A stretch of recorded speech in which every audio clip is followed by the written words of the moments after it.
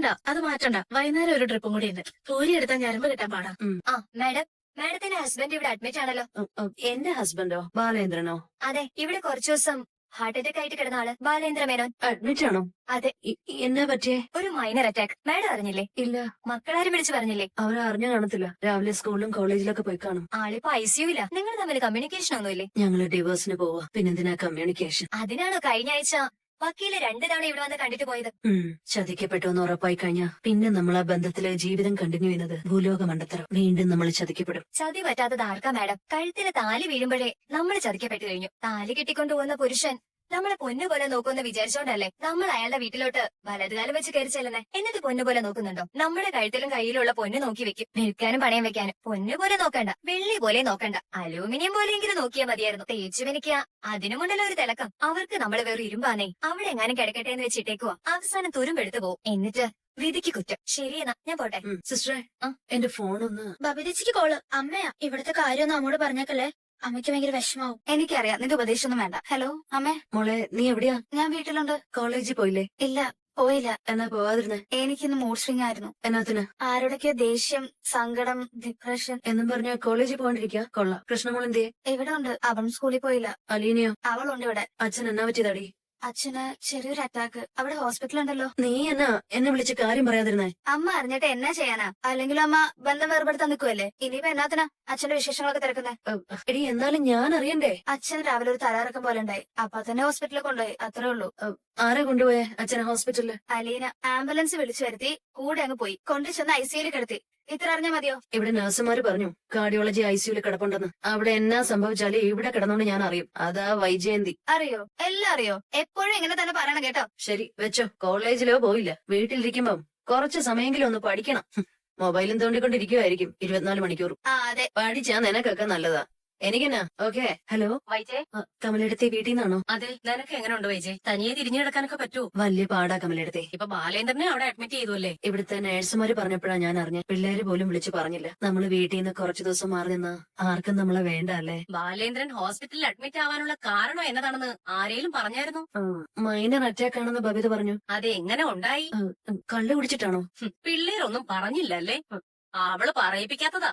അലീന. എന്നാ കാര്യമെന്ന് വെച്ചാ കമലെടുത്തി പറ. കടപ്പാട്ടൂർ വീട്ടില് പോലീസ് കയറി. പോലീസോ? എന്നാത്തിനാ? ഞാൻ എന്നാത്തിനാ പറയാതെ മറച്ചു വെക്കുന്നെ? ഇന്നല്ലെങ്കിൽ നാളെ നീ അറിയും. കമലെടുത്തി പ്ലീസ്, മനുഷ്യനെ ശ്വാസം മുട്ടിക്കാതെ ഒന്ന് വേഗം പറ. കടപ്പാട്ടൂര് പോലീസ് ചെന്നതേ രോഹിത്തിനെ അറസ്റ്റ് ചെയ്യാനാ. അവൻ എന്നാത്തിനാ അറസ്റ്റ് ചെയ്യുന്നേ? എന്തിനായാലും അവനെ അറസ്റ്റ് ചെയ്തു. പോലീസിനെ കണ്ടപ്പോഴേ അവൻ ഓടി രക്ഷപ്പെടാൻ നോക്കി. പോലീസുകാരവനെ ഓടിച്ചിട്ട് പിടിച്ചു. ബാലേന്ദ്രന്റെ മുമ്പിൽ കൊണ്ടുവന്നിട്ട് പോത്തിനെ തല്ലുന്നത് പോലെ തല്ലിച്ചതച്ചു. അത് കണ്ടിട്ട് ബാലേന്ദ്രൻ ചങ്ക് പൊട്ടി കുഴഞ്ഞു വീണു. പോലീസ് അവനെ ലോക്കപ്പിൽ കൊണ്ടുപോയി അടിച്ച് നശിപ്പിച്ചിട്ടേക്കോ. ഇനി അവൻ ജീവിച്ചിരുന്നിട്ടും വലിയ കാര്യമൊന്നുമില്ല. അവന്റെ ചങ്കും കരളും മാങ്ങയും എല്ലാം ഇടിച്ച് അവർ ഇഞ്ച പരുവാക്കി. എന്നതാ കമലെടുത്തി ഞാൻ കേൾക്കുന്നത്? ഇതൊക്കെ ഉള്ളതാണോ? എന്റെ ദൈവമേ, ഞാനില്ലാത്തപ്പോ അവിടെ എന്നതൊക്കെയായി സംഭവിക്കുന്നത്? സംഭവിച്ച ഒന്നും പറയാതിരിക്കുന്നേ ഭേദം. നിന്റെ മകൻ രോഹി ഹരിയം വിളിച്ചോണ്ട് ഏതോ ഒരു നാശം പിടിച്ച പെണ്ണിന്റെ അടുത്തേക്ക് പോയി. അവളാണെങ്കിൽ എന്തിനും പോന്ന ഒരുമ്പെട്ടോളൂ. ഒന്ന് വേഗം പറ കമലെടുത്തി, കേട്ടിട്ട് എന്റെ ദേഹം ഇറക്കുക. അവന്മാര് 3-4 പേരുണ്ടായിരുന്നു. അവരൊക്കെ പോയി തോലട്ടെ. എന്റെ ഹരിയെ എന്നാത്തിനാ വിളിച്ചോണ്ട് പോയേ? രോഹിക്ക് പോലും പറയാൻ തോന്നിയില്ലല്ലോ. ഹരി, നീ ഞങ്ങളുടെ കൂടെ വരണ്ടെന്ന് വെറുതെ ഇരുന്ന് അവനെ വിളിച്ചോണ്ട് പോയി. അവൻ വെറും കാഴ്ചക്കാരനായിട്ട് പോയതാ. ഹരിയല്ലേ സാധനം? അവന്റെ കയ്യിൽ നിന്ന് പോയ തെമ്മാടിത്തരങ്ങളെ ഈ ലോകത്തുള്ളൂ. അവനല്ലേ എന്റെ വീട്ടിൽ കയറിവന്ന് അലീനയ്ക്ക് മയക്കുമരുന്ന് കലക്കി കൊടുത്ത് റേപ്പ് ചെയ്യാൻ ശ്രമിച്ചത്. അവിടെ നിനക്ക് തെറ്റി വൈജയ്. ഹരി അല്ല മയക്കുമരുന്ന് കലക്കി കൊടുത്തത്. രോഹി ഒരു തമാശ കാണിച്ചു തരാന്നും പറഞ്ഞ് ഹരിയെ വീട്ടിലോട്ട് വിളിച്ചു വരുത്തിയിട്ട് രോഹി കാണിച്ച പണിയാ അത്. എല്ലാം കൂടി എന്റെ മോന്റെ തലയിലോട്ട് വെക്കല്ലേ. കമലെടുത്തി കൂടുതലൊന്നും പറയണ്ട. ഹരിയുടെ ഭാഷയുടെ സ്വഭാവം എല്ലാവർക്കും നന്നായിട്ട് അറിയാം. ഓ, നിന്റെ രോഹി മോന്റെ സ്വഭാവം നല്ലതാണെന്നാണോ നിന്റെ വിചാരം? അങ്ങനെയാണെങ്കിലേ അവനെ പോലീസ് അറസ്റ്റ് ചെയ്ത എന്നതിനാ ഇപ്പൊ ലോക്കപ്പിൽ കിടന്നേ നക്ഷത്രം എണ്ണുവാ. ഈ ഹരിമോന്റെ അവസ്ഥ എന്താ? അതൊന്നും പറഞ്ഞ എന്റെ മകനെ പോലീസിന് കാട്ടിക്കൊടുത്തിട്ട് അവൻ മുങ്ങിയോ? അവനെ എങ്ങനെ മുങ്ങാൻ പറ്റും? നിന്റെ മകനെ പോലീസ് പിടിച്ചപ്പം അവന് ആദ്യം പറഞ്ഞു കൊടുത്തതേ ഹരിയുടെ പേരാ. പിന്നെ അവന് രക്ഷയുണ്ടോ? അങ്ങനെ വെറുതെ ഇരുന്നോ എന്റെ മോനെ പിടിച്ച് ലോക്കപ്പ് കേറ്റിയോ? ഓ, അത് കേട്ടാ മതി. ബാക്കി പോലീസുകാർ തെളിയിച്ചോളൂ. ഞാനോർത്ത് എന്റെ മോൻ മാത്രമേ ഉള്ളൂ. ഹരി ഉണ്ടല്ലേ? ഓ, ഹരി ഉണ്ടെന്ന് കേട്ടപ്പോ നിനക്ക് സന്തോഷമായോ? എന്റെ മകനെ ആ കുഴി കൊണ്ടുപോയി ചാടിച്ചവൻ രക്ഷപ്പെട്ടെന്ന് കേൾക്കുന്നതിനേക്കാളും നല്ലതേ ഇത് തന്നെയാ. വൈജയ്, നീ ഒരു കാര്യം മനസ്സിലാക്കണം. നമ്മുടെ കുടുംബത്ത് ഇങ്ങനെയെല്ലാം സംഭവിക്കാൻ ഒരേ ഒരു കാരണം ഒരുത്തിയ അലീന. അത് ശരിയാ, അതിനോട് ഞാനും യോജിക്കുന്നു. അവള് നമ്മുടെ കുടുംബത്തോട്ട് കാലെടുത്ത് വച്ച അന്ന് മുതൽ നമ്മുടെ 2 കുടുംബത്തിലും നാശം തുടങ്ങി. ഇതിനൊക്കെ എന്നെല്ലാം കുഴപ്പങ്ങളാ ഉണ്ടായേ? നീ ഒന്ന് ചിന്തിച്ചു നോക്കിയേ. അവളെ ഈ പാലായി ഇന്ന് പറപ്പിക്കാതെ നമ്മൾ ആരും രക്ഷപ്പെടത്തില്ല വൈ. ഹരിയും രോഹിയും ജാമ്യത്തിൽ ഇറക്കണ്ടേ കമലെടുത്തി? ആരെങ്കിലും ഉണ്ടോ അതിന്? ആ ജാമ്യത്തിൽ ഇറക്കണം. അതിനുവേണ്ടി ആലോചിച്ചോണ്ടിരിക്കുവോ. ഞാൻ ഫോൺ വെക്കുവോ, എനിക്ക് വേറെ കോള് വരുന്നു. ഓക്കെ. ഹലോ ഏട്ടാ, സുലു, നീ ഹോസ്പിറ്റലിലോട്ടൊന്ന് വരുമോ? എന്നാത്തിനാ? നമ്മള് വായിച്ചേച്ചി നോക്കുന്ന ഏർപ്പാട് നിർത്തിയതല്ലേ? ബാലേട്ടനും പറഞ്ഞായിരുന്നല്ലോ ഇനി വേണ്ടാന്ന്. സുലു, ബാലേട്ടനിപ്പോ ഹോസ്പിറ്റലില്ല. ബാലേട്ടനിപ്പോ കാർഡിയോളജി ഐസിയില്ല. എന്നാ പറ്റി? ഒരു ചെറിയ അറ്റക്കം കൂടി വന്നു. അയ്യോ, അതെപ്പോഴാ? ആരും പറഞ്ഞില്ലല്ലോ. നീ ടെൻഷൻ അടിക്കുന്ന വേണ്ട, ഞാൻ പറഞ്ഞല്ലോ. ഇനി വേറെ ആരും പറയണോ? അല്ല, പെട്ടെന്ന് ഇങ്ങനെ വരാൻ മരുന്നെല്ലാം കറക്റ്റ് ആയിട്ട് കഴിച്ചോണ്ടിരുന്നല്ലേ? അലീന ഉണ്ടായിരുന്നല്ലോ നോക്കാൻ. നോക്കിയതിന്റെ കുഴപ്പമൊന്നുമല്ല. അതെ, രാവിലെ രോഗിയെ പോലീസ് അറസ്റ്റ് ചെയ്തു. പെണ്ണ് കേസാ. പോലീസ് വീട്ടിൽ വന്നപ്പോണെങ്കിൽ അവ ഇറങ്ങി ഓടി. പോലീസ് ഓടിച്ചിട്ട് പിടിച്ച് ബാലേട്ടന്റെ മുന്നിൽ കൊണ്ടുവന്ന് നല്ല പോലെ ഇടിച്ചു. അതൊക്കെ കണ്ടപ്പോ ആ ഷോക്കില് ബാലേട്ട കുഴഞ്ഞു വീണു. ദൈവമേ, ഇതൊക്കെ എപ്പോ സംഭവിച്ചു? ഇന്ന് രാവിലെ ഹരിയുണ്ടല്ലോ, വൈജേച്ചി ഡാങ്ങയുടെ മോൻ കൊല്ലപ്പള്ളിയിലെ, അവ സംഘടിപ്പിച്ച് കൊടുത്തതാ. പെണ്ണും കേസും ഒക്കെ. ഏത് പെണ്ണ്?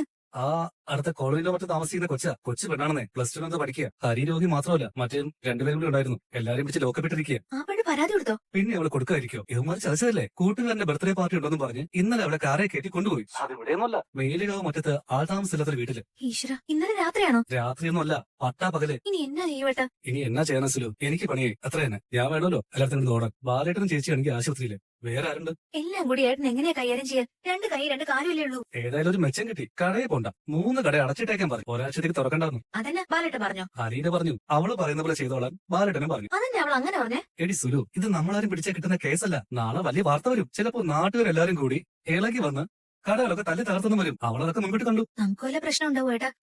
നമ്മൾ അവരുടെ മുമ്പിലൊന്നും ചെല്ലുന്നില്ലല്ലോ. പോലീസ് സ്റ്റേഷനിലൊന്ന് പോകണം. അതെങ്ങനെയാണെന്ന് ഞാനിപ്പോ ആലോചിക്കുന്നത്.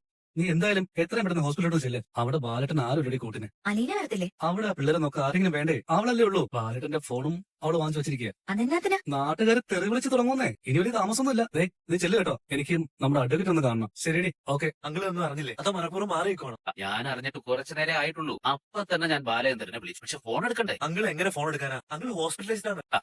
ഇതെനിക്ക് അറിയത്തില്ലല്ലോ. എന്നോട് ആരെങ്കിലും പറയണ്ടേ? പോലീസ് സ്റ്റേഷനിൽ നടക്കുന്ന സംഭവങ്ങളൊന്നും അറിയുന്നില്ല. ഇത് ആര് വിശ്വസിക്കും? മനു, ഞാൻ ട്രാഫിക് സ്റ്റേഷനില. ഇന്നലെ അന്തിനായിട്ട് പള്ളി പെരുന്നാളായിരുന്നു. അവിടെ ആയിരുന്നു ഡ്യൂട്ടി. ഞാനിതാ സ്റ്റേഷനിലോട്ട് പോകുന്നതേ ഉള്ളൂ. അങ്കിളിനെ ആരാ ട്രാഫിക്കിലോട്ട് തട്ടിയേ? അതൊക്കെ SP ഓഫീസിൽ ഇരിക്കുന്നവരുടെ പരിപാടികളല്ലേ. കാര്യങ്ങളൊക്കെ അങ്കിൾ മനസ്സിലായില്ലേ? ഹരിയും രോഹിയും ലോക്കപ്പിലാണ്. സംഭവങ്ങളുടെ ഡീറ്റെയിൽസ് കിട്ടാൻ എന്തെങ്കിലും മാർഗമുണ്ടോ? വലിയ ബുദ്ധിമുട്ടായിരിക്കും. പ്രതികളെ കോടതിയിൽ ഹാജരാക്കിയിട്ട് പോലീസ് മറ്റ് ഡീറ്റെയിൽസ് എല്ലാം പുറത്തു വിടുള്ളൂ. അങ്കിളെല്ലാം വിശദമായിട്ടൊന്ന് അന്വേഷിക്കും. അവർ എത്ര പേരുണ്ടായിരുന്നു? ഡയറക്റ്റ് ആയിട്ട് ആരൊക്കെയാണ് ക്രൈമിൽ ഇൻവോൾവ് ആയിട്ടുള്ളത്? പിന്നെ രോഹിയുടെ ഹരിയുടെ പേരിൽ എന്തൊക്കെയാണ് പോലീസ് ചാർജ് ചെയ്തേക്കുന്നത്? ഇതെല്ലാം അങ്കിളൊന്ന് നോക്കണേ. എനിക്ക് ഈ കേസിൽ അമിതമായ താല്പര്യം കാണിക്കാൻ പറ്റത്തില്ല മനു. ഞാനും ബാലചന്ദ്രനും തമ്മിലുള്ള ബന്ധം സ്റ്റേഷനിൽ എല്ലാവർക്കും അറിയാം. ഞാൻ ഒന്ന് ചോദിക്കട്ടെ അങ്കിളെ, സ്വന്തക്കാർക്കും ബന്ധക്കാർക്കും വേണ്ടിയല്ലേ എല്ലാവരും സഹായങ്ങൾ ചെയ്യുന്നത്? രാഷ്ട്രീയം നോക്കിയാ സ്വന്തക്കാരെ കുത്തിത്തിരിക്കുന്ന പരിപാടിയാണ് എല്ലായിടത്തും. ഓരോരോ സ്ഥാനങ്ങളിൽ ഓരോരുത്തരെ നിയമിക്കുന്നത് അവനവന്റെ ആൾക്കാരെ അല്ലേ? രാഷ്ട്രീയത്തിലും കലയിലും കായിക രംഗത്തും ഉദ്യോഗ സ്ഥലത്തും എല്ലായിടത്തും അത് തന്നെയല്ലേ നടക്കുന്നേ. പിന്നെ നമുക്ക് മാത്രം എന്താ ചെയ്തുകൂടാത്തെ? ഞാൻ നോക്കാന്ന് പറഞ്ഞില്ലേ മനു. അങ്കിളിന്റെ ഭാര്യ സഹോദരന്റെ മകനല്ലേ ലോക്കപ്പിൽ കിടക്കുന്നത്? അങ്കിൾ അല്ലെങ്കിൽ പിന്നെ ആര് സോൾവ് ചെയ്യും? ആ ഗോവർദ്ധനങ്ങളും സുലോരാനും കാണിക്കുന്നതിന്റെ പകുതി ആത്മാർത്ഥെങ്കിലും വേണ്ടേ? ശരി, ഞാനൊരിപ്പം ബിസിയാ. ഞാൻ ഫോൺ വയ്ക്കാം. ഇങ്ങനെ ഒരു നിർഗുണം പരപരമോ ഉപകാരമില്ല ഉപദ്രവം. ഇവിടെ ആരുമില്ലേ? ഈ ഗേറ്റ് ഒന്ന് തുറക്കോ? ഇവിടെ ആരുമില്ലെന്ന് തോന്നുന്നു സാറേ. ഇവിടെ ആരുമില്ലേ സാറേ? പുറത്ത് ആരും കാണുന്നില്ല. ഫോണടിക്കും ഫോൺ അടിക്കണോ? വെറുതെ സാർ. എന്റെ വീട്ടിലേക്ക് ഫോൺ ചെയ്താൽ മതി. അവന്റെ ചേട്ടൻ ഫോൺ എടുക്കും. ഹലോ